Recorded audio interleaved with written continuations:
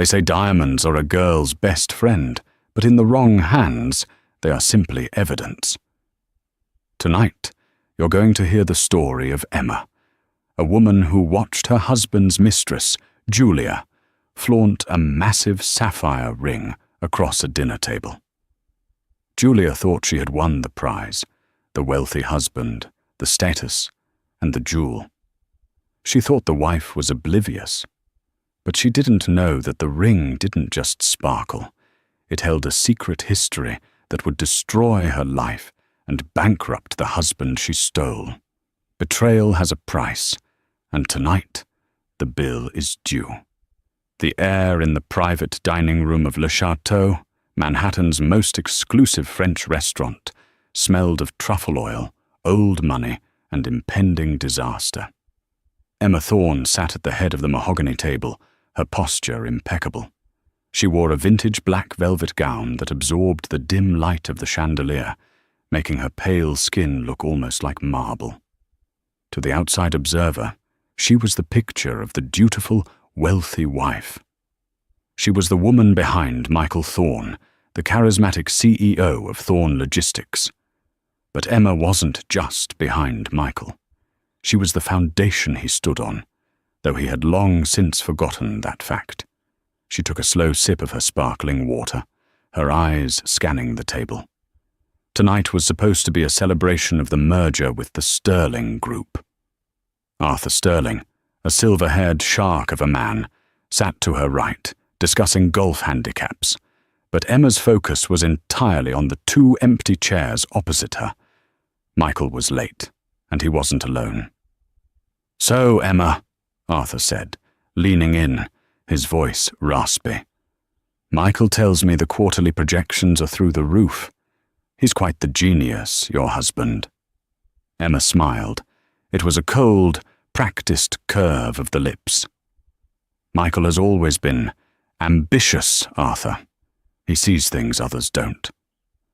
Like a future where he doesn't lose everything," she thought. Just then, the heavy oak doors swung open. The chatter in the room died down instantly. Michael Thorne strode in, radiating that specific brand of arrogance that comes from new money and too much cologne. He was handsome, in a broad, aggressive way, wearing a bespoke Italian suit that cost more than most people's cars. But no one was looking at Michael. Clinging to his arm was a woman who looked like she had walked out of a high-definition Instagram filter. She was young, painfully young, with cascading blonde extensions and a red dress that was perhaps a size too small and a shade too bright for a business dinner. This was Julia Vance, Michael's executive assistant. Emma felt a familiar burning sensation in her chest, but she extinguished it instantly with a mental splash of ice water. She had known about Julia for 6 months. She knew about the condo in the West Village. She knew about the trips to Cabo labeled as supply chain inspections. She knew everything. "Apologies for the delay, everyone," Michael boomed, his voice filling the room.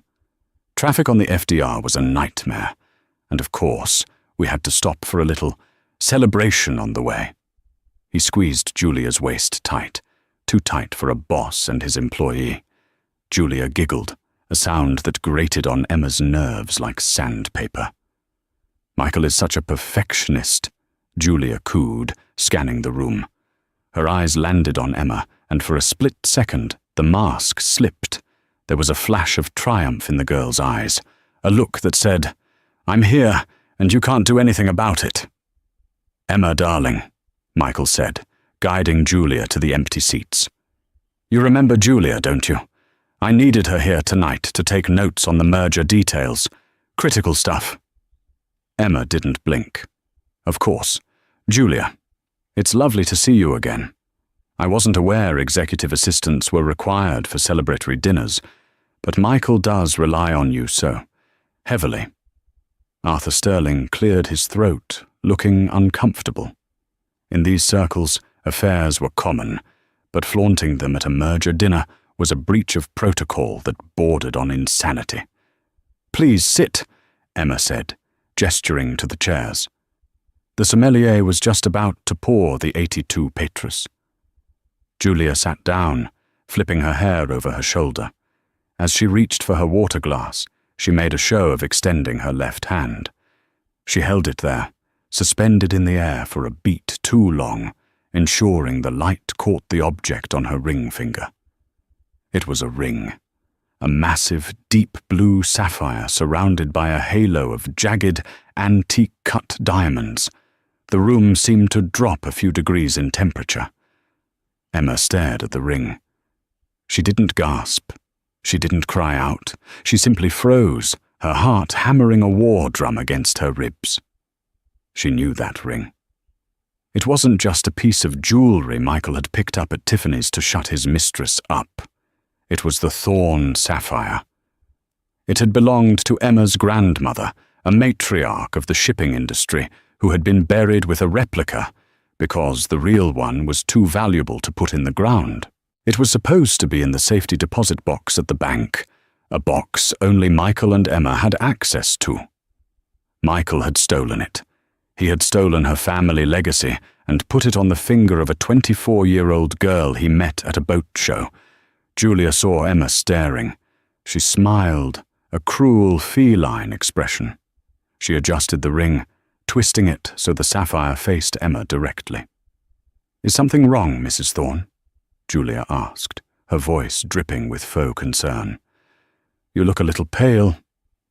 Emma slowly picked up her napkin and placed it on her lap.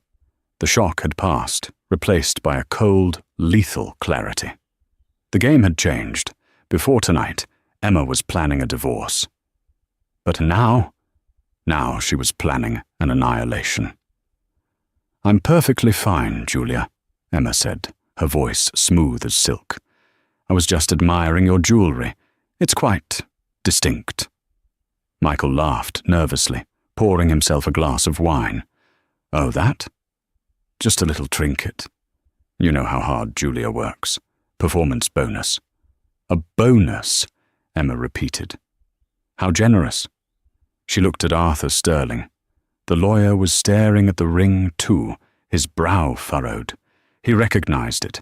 He had handled Emma's grandmother's estate. Emma caught Arthur's eye and gave a barely perceptible shake of her head.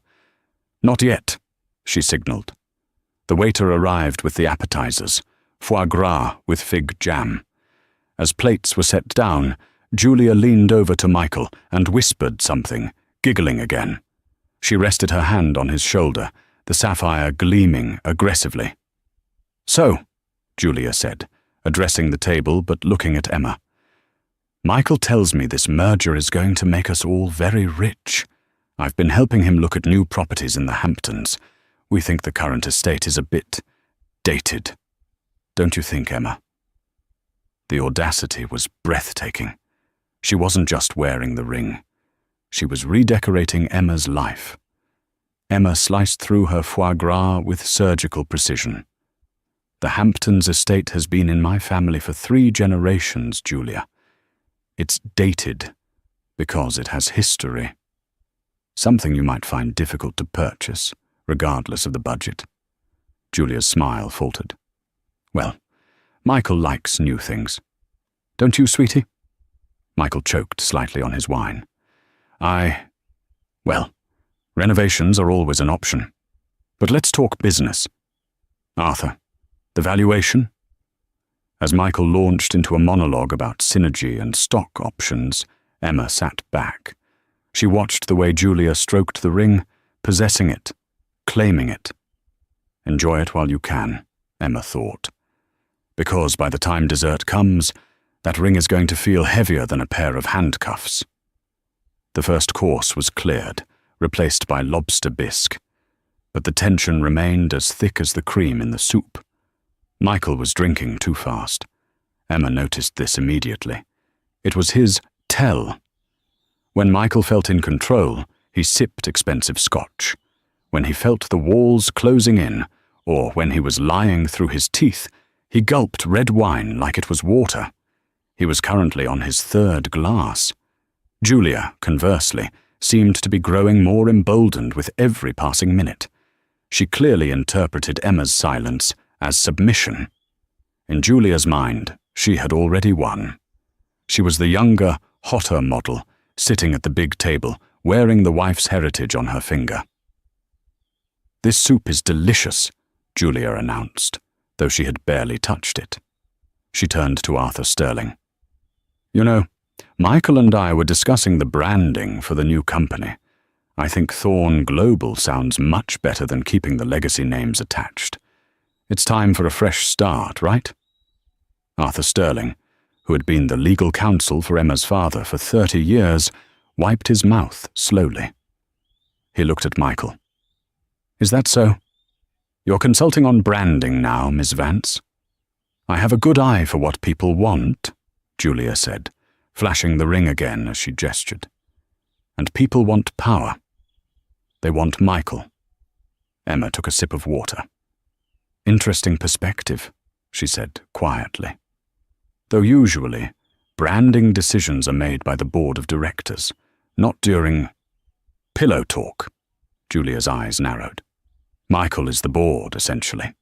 Everyone knows he runs the show." Michael laughed, a booming sound that lacked mirth. Now, let's not bore the ladies with corporate structure, Arthur? Julia is just enthusiastic. She's very passionate." "I can see that," Emma said. She turned her gaze directly to the ring. It was time to start pulling the thread. "Speaking of passion, Michael, that is a truly remarkable piece of jewelry you gave Julia. You called it a performance bonus?" Michael stiffened. He adjusted his tie. "Yes.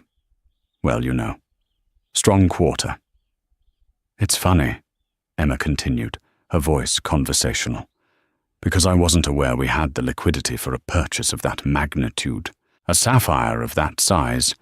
Judging by the cut, it looks like an early 20th century cushion cut, unheated, likely from Kashmir, would retail for upwards of $300,000. Julia's eyes widened. She looked down at the ring with newfound greed. She clearly had no idea of its value. She just knew it was big and blue. 300,000? She breathed. "At least," Emma said. "Perhaps double, if it has a specific provenance." She looked at Michael. "Did you go to Sotheby's, darling? Or perhaps Christie's?" Michael was sweating now. Beads of perspiration were forming on his forehead, despite the cool air conditioning. I have a private dealer." "Look, Emma, why are we talking about jewelry? We have a merger to sign." "Because details matter, Michael," Emma said. "You know how much I love antiques. May I see it closer, Julia?" Julia hesitated. Her instinct was to pull her hand away, to hoard her treasure. But she also wanted to rub it in Emma's face. She wanted Emma to see every facet of her defeat. "Sure," Julia said, extending her hand across the table. "But don't touch. I just got it sized." Emma didn't need to touch it. She leaned in, her eyes locking onto the setting. There, on the side of the platinum band, was a tiny, almost invisible engraving. "Vincit qui patitur." He conquers who endures. The family motto of the Van der Hoven family, Emma's mother's maiden name. It was undeniable.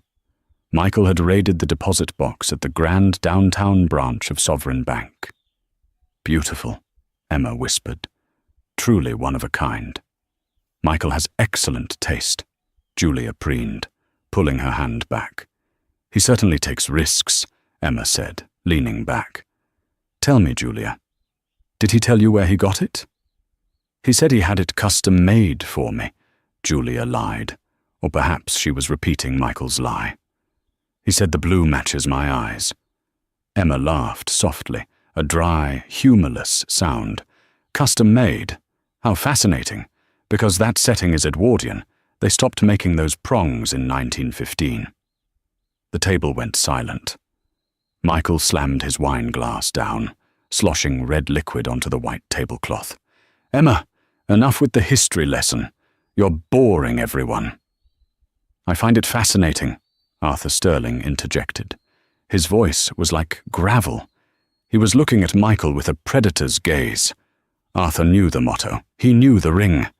And now he knew Michael was not only an adulterer, but a thief. "Michael," Arthur said slowly, "perhaps we should discuss the assets listed in the merger agreement, specifically the liquid assets and the personal holdings." "We can do that later," Michael snapped. "Let's order the main course. Waiter." As the waiters scurried over to refill glasses and take orders for the mains, Emma felt a strange sense of calm wash over her. The anger was gone. In its place was the cold calculation of a CEO, which, unbeknownst to Julia, Emma actually was. See, Michael liked to play the big man. He was the face of Thorn Logistics. He gave the speeches, he shook the hands, he sat in the corner office. But the company was structured as a holding of the Van der Hoeven Trust. And the sole trustee? Emma Thorn. Michael was a salaried employee with a very fancy title. He could spend money, sure, he could make decisions, but he couldn't sell the company, and he certainly couldn't give away family heirlooms that were listed as trust assets. By giving Julia that ring, Michael hadn't just insulted Emma. He had committed grand larceny and embezzlement against the trust. Emma picked up her menu.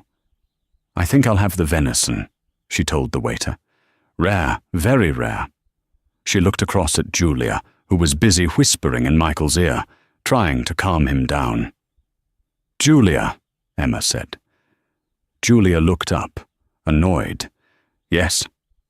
"Make sure you don't drop that ring," Emma said, her voice dropping an octave. "It would be a shame if you lost it before you found out what it really costs." Julia rolled her eyes. "I'm not going to lose it, Emma. It's mine." "Possession is 9/10 of the law, they say," Emma mused. "But that last 1/10, that's the part that sends people to prison." Michael froze.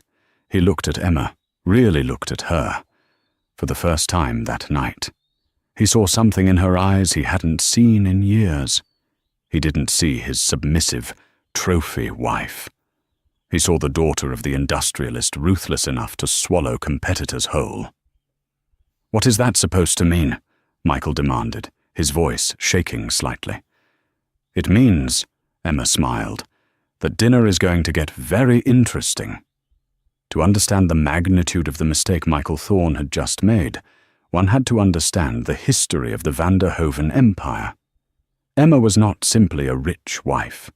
She was the only child of Ethan van der Hoeven, a man who had built a shipping empire not with handshakes, but with ironclad contracts and ruthless acquisition strategies. When Ethan died 10 years ago, the world assumed his handsome, charismatic son-in-law, Michael, had inherited the throne. The newspapers ran headlines like, "The new king of logistics, Michael Thorn takes the helm." But the newspapers didn't read the fine print of Ethan's will. Ethan had liked Michael. He found him charming, energetic, and useful for public relations. But Ethan didn't trust Michael with money. He had seen the way Michael gambled on sure things, the way he bought sports cars he didn't drive, and the way his eyes wandered to every passing skirt. So, Ethan had constructed a cage made of gold. The entire company, the real estate, the liquid assets, and yes, the jewelry collection, were placed into the Van der Hoeven Irrevocable Trust. Michael was appointed CEO of the operating company, drawing a generous salary and receiving a discretionary bonus. But the power, the veto rights, the ownership of the physical assets, that remained with the trustee, Emma. For 10 years, Emma had allowed Michael to play the part. She stayed in the background, raising their 2 children, currently away at boarding school in Switzerland, organizing the galas, and quietly correcting Michael's business errors from the shadows. When Michael wanted to buy a fleet of trucks that were mechanically unsound, Emma quietly had the legal team kill the deal. when Michael wanted to invest millions in a tech startup that was clearly a Ponzi scheme, Emma lost the paperwork until the window closed. She had protected him from himself. She had built the myth of Michael Thorne, the genius CEO. And how did he repay her?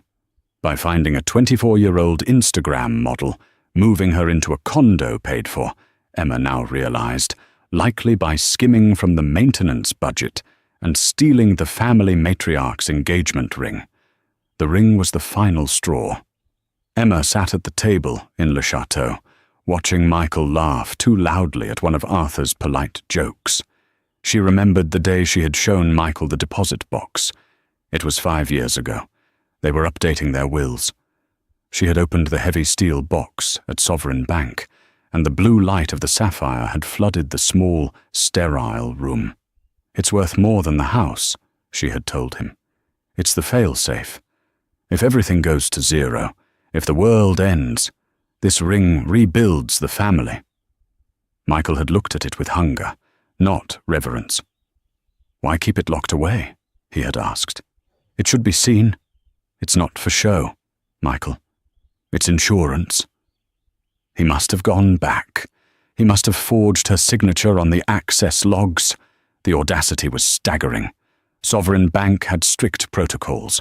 For Michael to get that box open, he would have had to bribe a bank manager or falsify a power of attorney.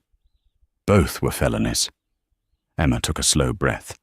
She looked at Julia, who was now taking a selfie with her wine glass, carefully angling her hand so the ring was center frame. "You poor, stupid girl," Emma thought. "You're wearing a felony on your finger." Emma reached into a clutch and pulled out her phone. Under the table, she unlocked it. She didn't open Instagram or WhatsApp. She opened a secure app linked to the private security firm her father had used for 30 years, Blackstone Global. She typed a quick message to the head of security, a man named Victor who had more scars than friends. Message: Priority 1. Sovereign Bank Deposit Box 404. Verify access logs for the last 3 months. Secure footage. Also, run a full asset trace on Julia Vance. I want to know everything she owns, rents or leases. Initiate protocol. Dissolution. She hit send. The phone vibrated with a reply 3 seconds later. Acknowledged, Mrs. Thorne. ETA on logs. 10 minutes. Team is moving. Emma put the phone away. The machinery was in motion. The gears were grinding. The cage door was closing, and Michael was standing right in the center of the trap, holding a glass of Pinot Noir. "So," Julia said, her voice piercing Emma's thoughts. "Arthur, tell me, does this merger mean we get access to the corporate jet? Michael promised we could take a trip to the Amalfi Coast next month." Arthur Sterling paused, his fork halfway to his mouth. He looked at Michael, his eyebrows raised so high they almost touched his hairline. "The corporate jet," Arthur said slowly, "is for business use, Miss Vance. And currently, it is grounded for maintenance." "Oh, Michael can fix that," Julia said, waving her hand dismissively. "He's the CIO. Emma smiled. It was time to tighten the screws. "Actually, Julia," Emma said, her voice pleasant, "the jet doesn't belong to the company. It belongs to the trust. Michael leases it. And the lease, well, it's up for review." Michael glared at Emma. "We can renew it, Emma. It's a formality." "Is it?" Emma asked. "The trust is very particular about expenses, especially recreational ones. Tell me, Michael, how did you categorize the purchase of the ring? Was that a business expense too? Client acquisition, perhaps?" Michael choked on his wine again. He set the glass down hard. "I told you, it was a bonus. From my personal savings." "Your personal savings," Emma repeated. "That's impressive, considering we have a joint account and I balance the books every month. I didn't see a $300,000 withdrawal. Did you win the lottery, darling?" Julia looked between them, confused. She sensed the danger now. The air in the room was vibrating with hostility. "Why are you grilling him?" Julia snapped at Emma. "He bought me a gift. You're just jealous because he didn't buy you one." Arthur Sterling let out a short, sharp cough that sounded suspiciously like a laugh. Emma turned her gaze to Julia.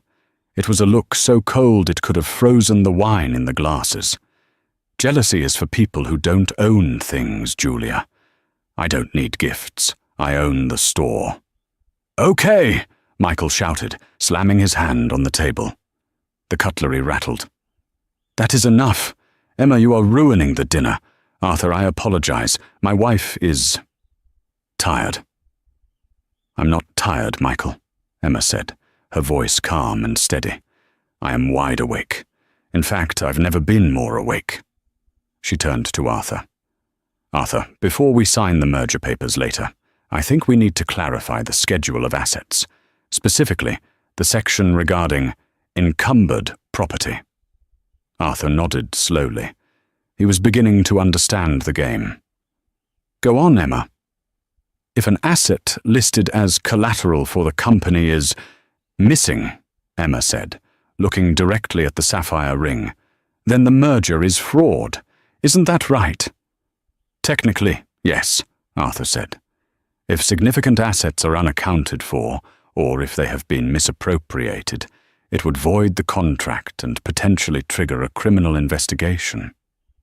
Julia frowned. "What are you talking about? It's just a ring." "It's not just a ring," Emma said. "It's the Thorn sapphire.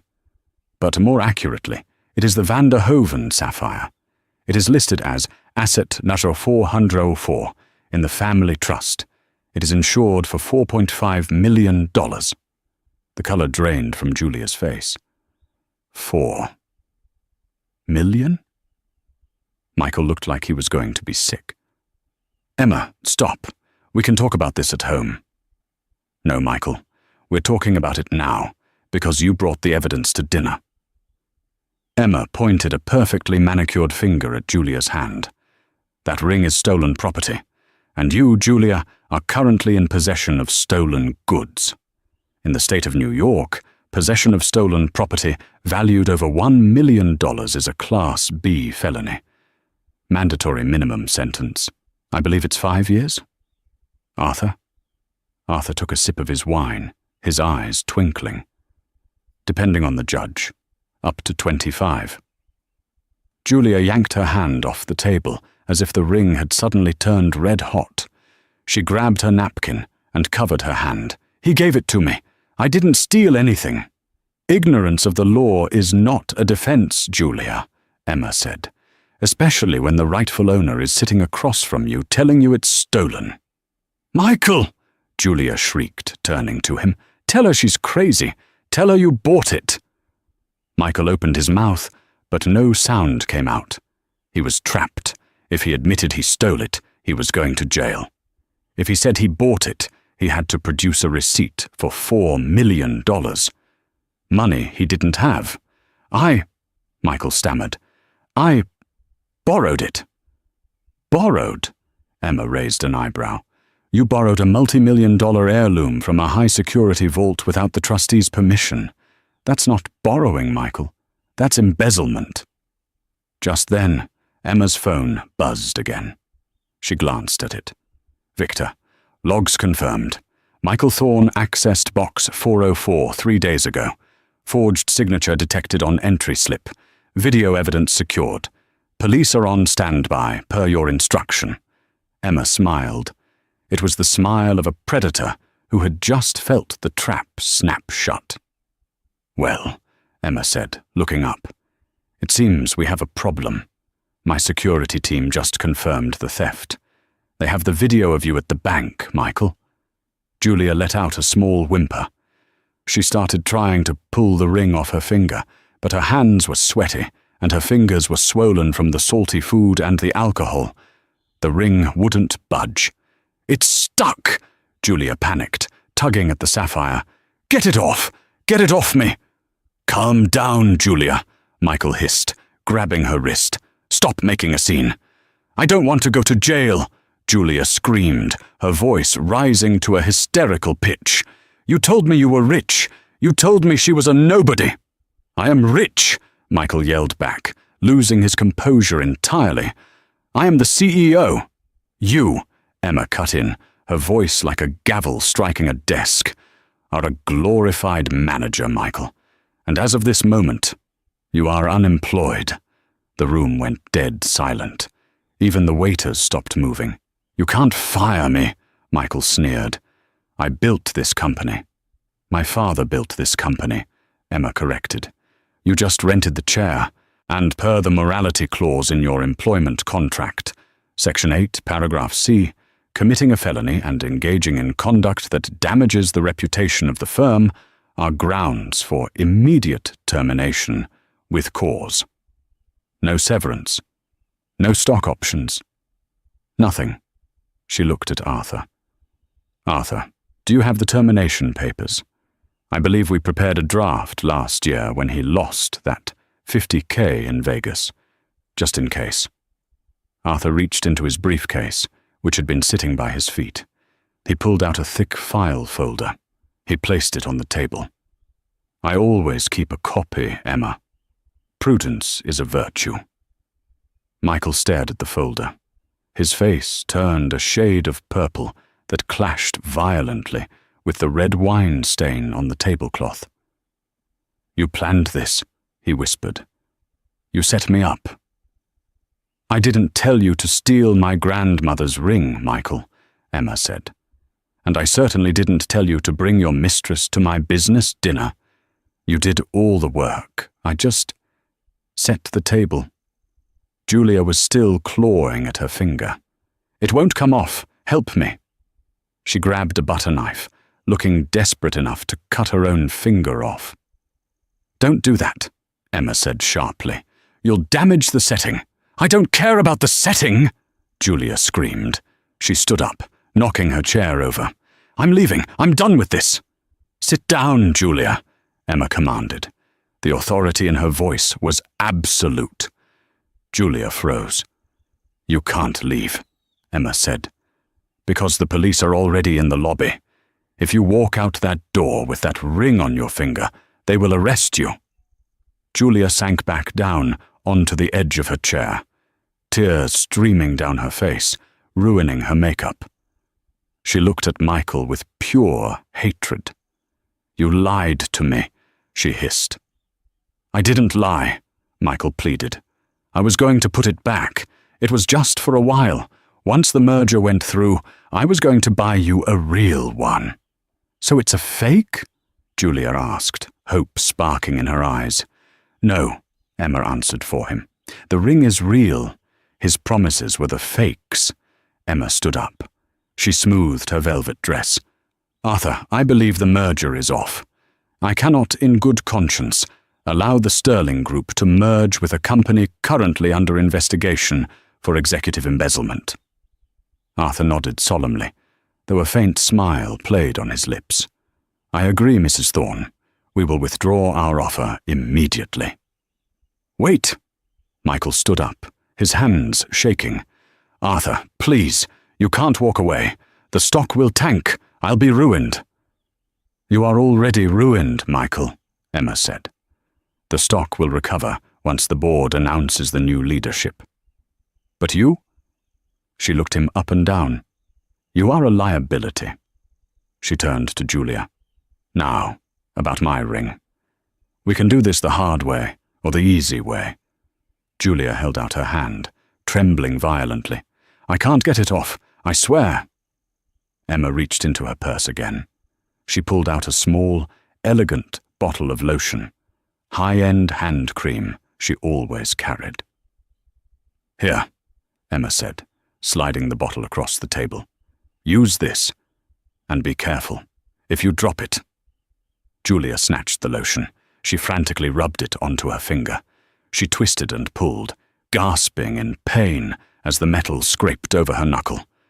Finally, with a wet pop, the ring came free. Julia held it in her slippery palm. She looked at it one last time, the symbol of the life she thought she was stealing. Now It was just a rock that had almost cost her her freedom. She looked at Emma, terrified. "Here," she said, extending her hand. "I don't want it covered in your lotion," Emma said coldly. "Drop it." "What?" "Drop it in the glass," Emma said, pointing to her own glass of sparkling water. "Clean it." Julia hesitated. The entire restaurant was watching now. The humiliation was total. With a shaking hand, Julia held the Thorn sapphire over Emma's glass. Plink. The heavy ring hit the water and sank to the bottom, bubbling as it settled. The diamonds sparkled through the liquid and glass, untainted by the sordid affair. "Good," Emma said. She picked up the glass, swirling the water gently. "Now, Julia, I suggest you leave. The police are still in the lobby, but if you leave without the ring, they might just let you go with a warning, assuming you tell them exactly what Michael told you to do." Julia didn't wait. She didn't look at Michael.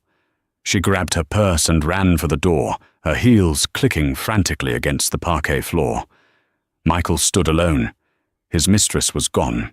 His merger was dead. His job was over. He looked at Emma. "Emma, please, we can fix this. Think of the kids." Emma looked at him with eyes as dry as a desert. "I am thinking of the kids, Michael. That's why I'm ensuring their inheritance isn't squandered by a thief." She turned to Arthur. "Shall we go, Arthur? I believe I've lost my appetite." "Indeed," Arthur said, standing up. But the night wasn't over. Michael, desperate and cornered, wasn't going to go down without a fight. "You can't just walk out," Michael roared, grabbing a steak knife from the table. His eyes were wild. "I made you. You were nothing but a sad little heiress before I came along." Security guards, the restaurant's bouncers, started moving toward the table. Emma didn't flinch. She looked at the knife in his hand, then up at his face. "Put it down, Michael, before you add assault with a deadly weapon to the list." This was the tipping point, the point of no return. The silence in the private dining room of Le Chateau was absolute, broken only by the heavy, ragged breathing of Michael Thorn. He stood there, a silver steak knife gripped in his right hand, his knuckles white. The blade wasn't large, perhaps 4 inches of serrated steel meant for cutting filet mignon. But in the hands of a man watching his entire life incinerate, it looked like a saber. The other diners in the restaurant had gone quiet. A waiter dropped a tray of glasses in the distance, the crash echoing like a gunshot. But Michael didn't flinch. His eyes were locked on Emma. "You think you can just take it all back?" Michael spat, saliva flying from his lips. "I spent 10 years smiling at your boring friends. 10 years pretending to care about your father's legacy. I earned this." Emma didn't move. She didn't recoil. She sat perfectly still, her hands folded in her lap, looking at him with an expression of mild disappointment, as if he were a child throwing a tantrum in a supermarket. "You earned a salary, Michael," Emma said, her voice calm but carrying to every corner of the room. "You were paid well to do a job, but somewhere along the line, you confused employment with ownership." "I am the face of this company," he screamed, waving the knife. "Without me, the stock crashes. The partners walk. You need me." "Look around you, Michael," Emma said, gesturing slightly with her head. Michael blinked, his tunnel vision widening for a fraction of a second. He saw Arthur Sterling, the lawyer, hurriedly shoving documents into his briefcase, distancing himself from the blast radius. He saw the terrified waiters huddled by the kitchen doors. And then he saw the movement in the shadows. Victor, the head of Emma's private security, had stepped out from the hallway. He was a massive man, an ex-Marine with a shaved head and a suit that struggled to contain his shoulders. He wasn't alone.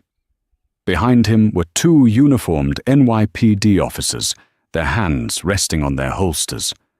"Drop the knife, Mr. Thorne," Victor said.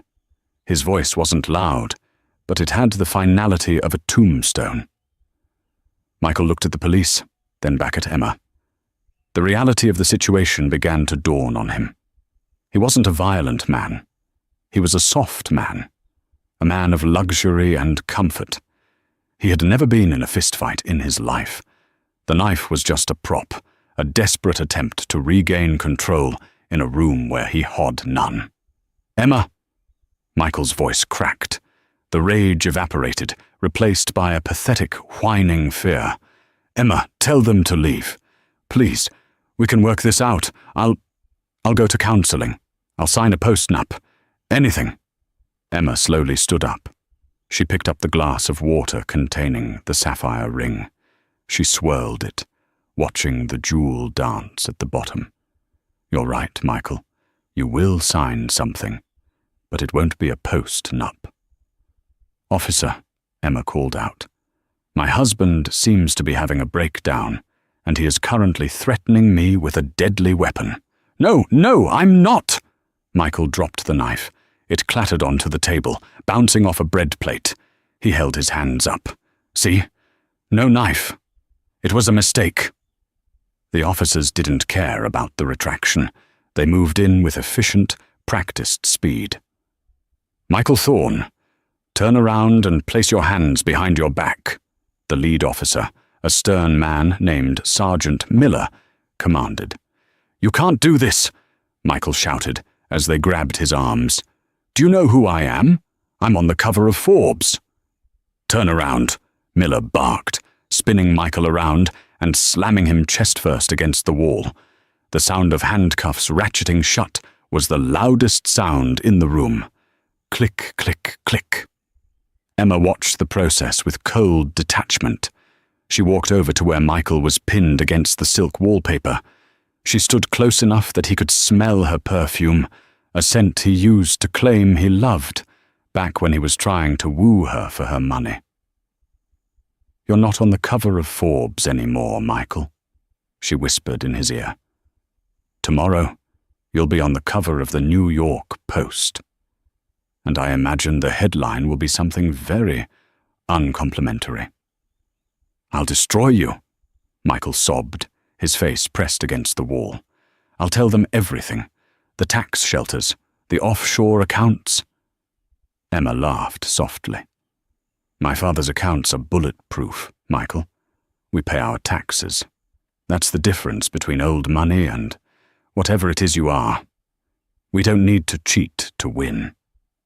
She turned to the officers. "Take him away. I'll be down to the precinct in the morning to file the formal statement regarding the theft of the heirloom." "Understood, Mrs. Thorne," Sergeant Miller said. He grabbed Michael by the collar of his $5,000 suit. "Let's go, tough guy." As they dragged Michael out of the restaurant, kicking and screaming about his rights, Emma turned back to the table. The dining room was in shambles. Wine was spilled. A chair was overturned. The knife lay on the table like an accusation. Emma picked up the water glass. She fished the ring out with 2 fingers, shaking off the droplets. It was cold and heavy. She slipped it onto her finger. It fit perfectly. "Arthur," she said, turning to the lawyer who was still clutching his briefcase. "Yes, Emma," Arthur said, looking pale. "I apologize for the interruption to our dinner," she said smoothly, "but I think it's best if we reschedule the merger talks. I have some housekeeping to do at the firm first." Arthur nodded vigorously. "Of course, absolutely. Whenever you're ready." "Good." Emma signaled for the maitre d', who was hovering nervously nearby. "Jean-Pierre," she said. "Yes, Madame Thorne. I am so sorry." "Don't be," she cut him off. "Put the dinner on the company card, but not the wine Michael drank. Bill that to his personal account. I want the paper trail." "Of course, madam." Emma grabbed her clutch. She walked out of the restaurant, her head held high. She didn't look back at the mess. She didn't look back at the empty chair where Julia had sat. She walked out into the cool New York night where a black town car was waiting. The war at the restaurant was over, but the massacre in court was just beginning. 3 weeks later, the atmosphere in the conference room of Sterling, Holloway and Partners was significantly less emotional than the dinner, but infinitely more brutal. The room was sterile. Glass walls, grey carpet, and a long table piled high with bankers' boxes. Emma sat on one side, flanked by Arthur Sterling and a forensic accountant named Sarah Jenkins, a woman with glasses so thick they looked like magnifying loupes, and a personality that could curdle milk. On the other side sat Michael. He looked terrible. The 3 weeks had aged him 10 years. He was out on bail, paid for by his parents, who had to remortgage their house in Ohio because Emma had frozen all of their joint assets. But he looked like a man who hadn't slept since the arrest. His suit was wrinkled. He hadn't shaved in 2 days. Beside him was his lawyer, a court-appointed attorney named David Ross. Michael couldn't afford a high-powered defense team anymore. "Mr. Thorne," Arthur Sterling began, opening a file. "We are here to discuss the terms of the dissolution of marriage and your separation from the Vanderhoven Trust." "I want half," Michael croaked. His voice was hoarse. "New York is an equitable distribution state. I want half of everything acquired during the marriage." Emma didn't even look up from her iPad. She was scrolling through emails. David Ross, Michael's lawyer, cleared his throat. "My client is correct. Despite the unpleasantness at the restaurant, the marital assets are subject to division. Mr. Thorne contributed significantly to the growth of the company over the last decade." Sarah, the forensic accountant, laughed. It was a dry, terrifying sound. "Contributed?" Sarah asked. She pushed a stack of papers across the table. "Is that what we're calling it now?" Michael looked at the papers. "What is this?" "That," Sarah said, "is a summary of unauthorized withdrawals from the corporate operating accounts over the last 4 years. It totals $3.2 million. Michael went pale. Those were business expenses, networking, client entertainment." "We have the receipts, Michael," Sarah said.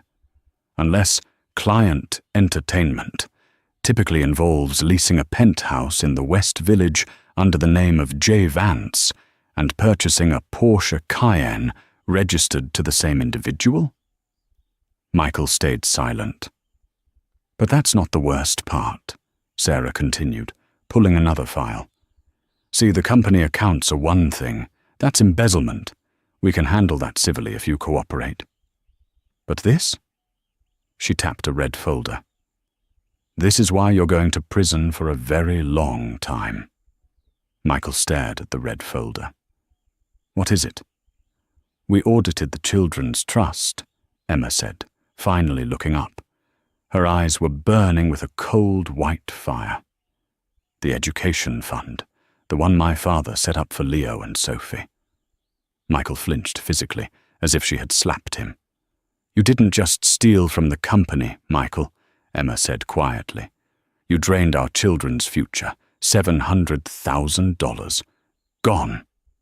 "I was going to put it back," Michael shouted, slamming his fist on the table. "I had a deal pending with the crypto exchange. It was going to triple. I was doing it for them.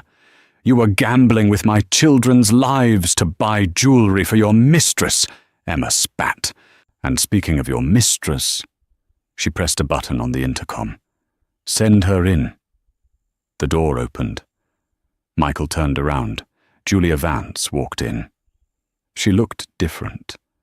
Gone was the red dress and the extensions.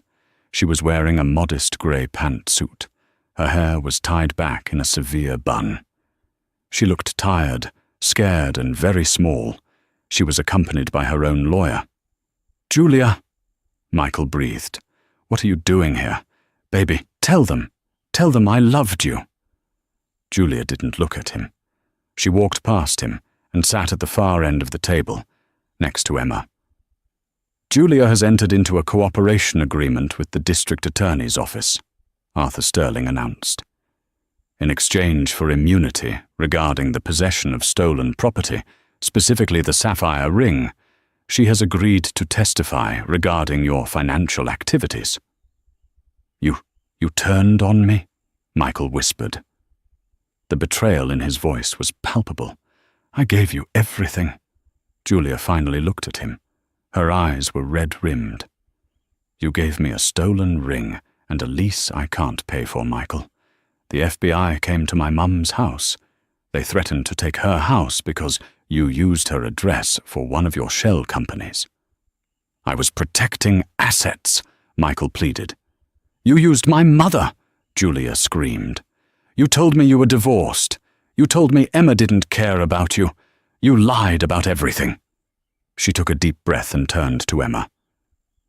"Mrs. Thorne, Emma, I have the files, the ones he kept in the safe at the condo, the black ledger." Michael let out a sound like a wounded animal. "No, not the ledger." "The ledger?" Sarah, the accountant, perked up. "Is that where he kept the records of the kickbacks from the construction vendors?" Julia nodded. "Yes. He was taking 10% off the top from the warehouse expansion project. It's all in there. Dates, amounts, names." Emma looked at Michael. He was slumped in his chair, defeated. The fight had left him. The swagger was gone. The king of logistics was now just a petty thief, caught red-handed by the women he had underestimated. "So," Emma said, clasping her hands, "here is the offer, Michael.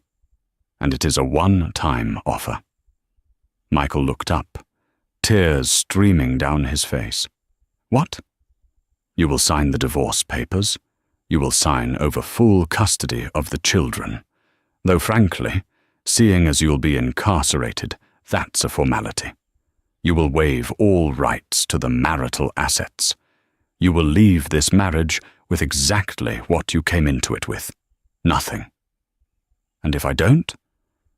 "If you don't," Emma said, "I hand the black ledger to the FBI, and instead of 5 years for embezzlement, you'll be looking at 20 years for wire fraud, money laundering, and tax evasion.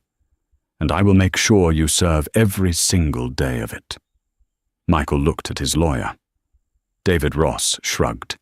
"Take the deal, Mr. Thorne. You have no cards left." Michael looked at Julia, who was staring at the table, refusing to meet his eyes. He looked at Emma, who looked like a statue of justice carved from ice. He reached for the pen. His hand shook so badly he could barely hold it. He signed the papers. "Good," Emma said. She stood up. "Arthur, file these immediately." She walked over to Julia. For a moment, the two women, the wife and the mistress, stood face to face. "Thank you for the ledger, Julia," Emma said. "I'm sorry," Julia whispered. "I didn't know. I really didn't know." "I know," Emma said. "He fooled us both for a long time. But now—" Emma reached into her purse and pulled out a check. "What is this?" Julia asked. "It's a check for $10,000, Emma said. "Consider it a severance package. Use it to move out of the city. Go back to school. Do something with your life. But if I ever see you in New York again—" "You won't," Julia said quickly, taking the check. "I'm leaving tonight." Emma nodded. She turned and walked toward the door. "Emma!" Michael called out. She stopped, her hand on the handle. She didn't turn around. "Did you ever love me?" he asked, his voice broken. Emma paused. She thought about the early years, the charm, the laughter before the greed took over. "I loved the man I thought you were," she said. But that man never existed. She opened the door and walked out. The legal battle was over. But Emma had one final stop to make. She had to visit the one place where the truth couldn't be hidden to ensure the legacy was truly secure. The heavy steel door of the Sovereign Bank vault swung open with a hydraulic hiss.